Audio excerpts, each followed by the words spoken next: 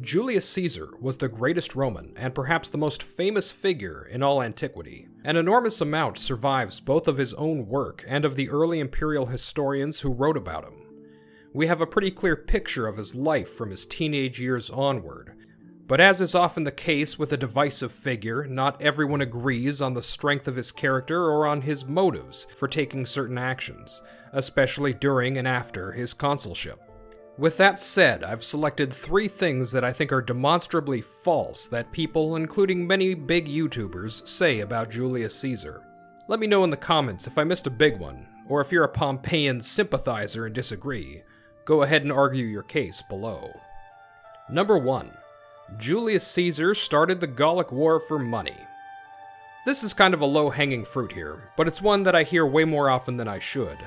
It's wrong on multiple levels, so we'll just start with the most obvious and work our way up.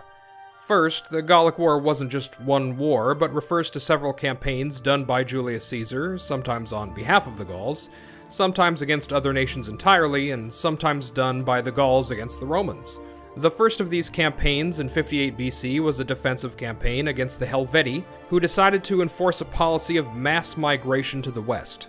The Romans had been subject to the terror of mass migrations in the past, and Caesar moved quickly to first secure the Roman border, and then to safeguard his allies to the north. When it was over, Caesar not only allowed the Helvetii to return to their land, but he negotiated with surrounding tribes to provide them with food and materials so they might rebuild the homes they had so recently forsaken. The second half of the claim is in regards to Caesar's personal financial situation. It's well known that despite being from a patrician family, Caesar was not particularly well off. He suffered under the dictatorship of Sulla, and his assets were seized, and in order to distinguish himself among his peers, he took out massive loans from several different individuals. His debts got so out of hand that upon receiving the province of Further Spain for his propraetorship, he was unable to leave the city due to being hounded by debt collectors. It was at this time that Caesar reached out and formed a partnership with Crassus, Rome's richest man at the time, who agreed to cover Caesar's largest debts and allow the young politician to get on with his career. Importantly, upon reaching Spain, Caesar immediately went about enlisting 10 cohorts in addition to the 20 that were already stationed there, and campaigned against the Iberian tribes, who had been endangering the province according to Suetonius.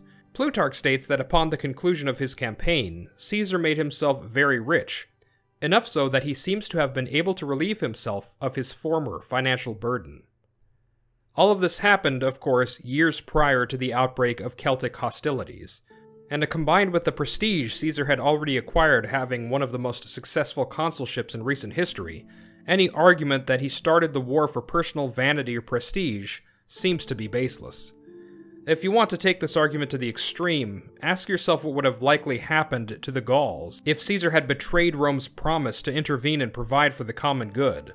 Imagine how far Ariovistus' conquests might have gone, how the abandonment of Helvetii territory would have invited a whole host of new problems along the Roman border. Ask yourself what you would think of Caesar today if he had played the coward and forsaken those when they needed Rome the most. What would you think of any leader of any nation who did not come to the aid of their ally because of what might be assumed of ulterior motives? Answer that question, and you'll be well on your way to a deeper understanding of the reality of the Gallic War. Number 2. Julius Caesar destroyed the Roman Republic. To be fair, this point might retain some element of truth depending on how far you want to stretch Caesar's responsibility for the decisions and actions of his heir, Augustus, but for the purposes of this video, let's just focus on Caesar and his actions after the Civil War. The crux of this question is the state of the Republic itself at the time and just after Caesar's death, and crucially, normal elections would continue after his death, and it wouldn't be until the successive consulships of Augustus that we would see the office of consul essentially lose both its power and prestige in favor of the imperial family. And while it's true that Caesar accepted what some have called excessive honors, he left the Senate much the same as it was before his dictatorship, albeit with changes he was forced to make due to the number of senators that fled with Pompey during the Civil War. Now, this might not be considered a good thing. Both Caesar's era and that of Sulla and Marius that preceded him showed how the Senate had become a bloated, almost defunct engine, or a swamp that needed draining, if you will. Caesar, with his absolute dedication to fighting corruption and creating more stable systems by which Rome might rule her provinces, would have been much more beneficial to Rome as a king, and I think the Romans of his time must have recognized this, as so many joined with the Caesarians in driving out Brutus and the other conspirators, and more still were able to put aside their differences and unite against the last vestiges of a dark and degenerate republic, thus ensuring the Pax Romana. Number 3. Julius Caesar genocided the Gauls. This is probably the most popular myth about Julius Caesar, and one that you've heard propagated by YouTubers such as Dan Carlin, who famously found a way to droll on for 6 hours about a fabled Celtic holocaust committed by Darth Caesar himself. Never mind the fact that genocide has just become another buzzword used modernly anytime one party wants to draw a line between their enemy and Hitler. The greater crime is going back in history and completely inventing genocides to create anti-Roman and anti-Republic narratives for the modern brainlet to drool over. They'll never talk about how Caesar spent years fighting both on behalf of and at the request of the Gauls.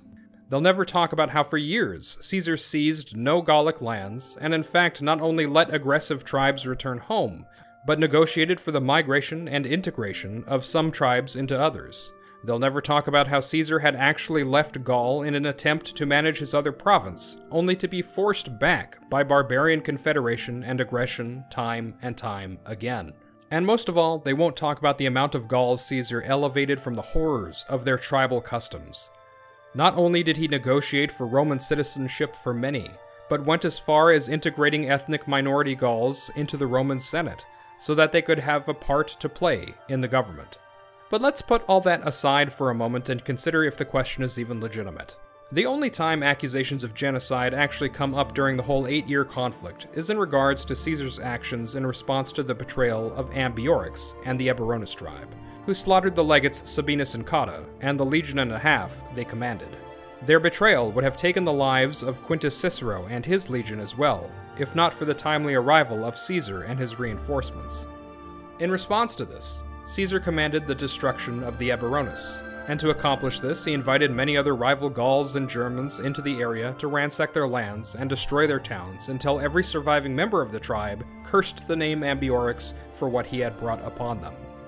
This action was uncharacteristically brutal for Caesar, who hitherto had almost always preferred to either avoid conflict entirely or come to terms with his adversaries without their utter destruction. Caesar's forgiveness even extended to the Arverni, the tribe of Vercingetorix, and those Aedui who betrayed him in 52 BC. Caesar completely foregoing his traditional clemency in favor of such brutality really underpins the shock and betrayal both he and the legions must have felt at losing so many good men to those they had made peace with. And given these circumstances, his actions engender sympathy rather than horror. So while intent to destroy the Eburones was there's still the question of the Eburones themselves, who were not a distinct racial group, nor were they indeed their own kingdom, but rather a constituent of the Treveri. This begs the question of what may or may not count as genocide. The cities of Hiroshima and Nagasaki were targeted for utter destruction by the Americans in World War II, and while the intent is there, normally one wouldn't argue that the Americans sought the destruction of the Japanese race, nor the erasure of their culture and traditions. Likewise in Gaul, it's difficult to argue that Caesar sought or intended the destruction of the Celtic or Germanic races, and most would agree that this line of thinking never even entered into the equation of Roman strategy or policy. Quite the opposite, as Caesar demonstrated continual commitment to his Gallic allies, and later would languish upon the most loyal of them great rights and rewards. So while some might decry Caesar as a perpetrator of a Celtic holocaust, he most assuredly was not. And that's it. Leave a like and subscribe if you learned something new in this video, and let me know if there's more about Caesar or the late Republic that you'd like to hear about.